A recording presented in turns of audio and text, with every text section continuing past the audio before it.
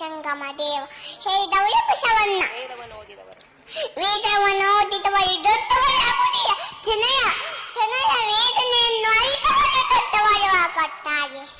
ಅಂಜದಿರು.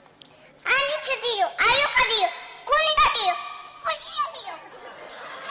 ಏನು ಎಂಟು ಏನು ಎಂಟು ಎಂದು ಚಿಂತಿಸದಿರು ಕೂಡೆ ಸಂಗಮ ದೇವ ಹೇಳಿದವರು ಬಸವಣ್ಣ. ಕಂಗಳು ತುಂಬಿದ ಬೈಕ. ಕಂಗಳು ತುಂಬಿದ ಬೈಕ ನೋಡಲಿಲ್ಲ, ಕಿವಿಗಳು ತುಂಬಿದ ಬೈಕ ಕೇಳಲಿಲ್ಲ, ಕೈಗಳು ತುಂಬಿದ ಬೈಕ ಪೂಜಿಸಲಿಲ್ಲ. ಮಹಾಂತ ಕೂದೆ ಸಂಗಮ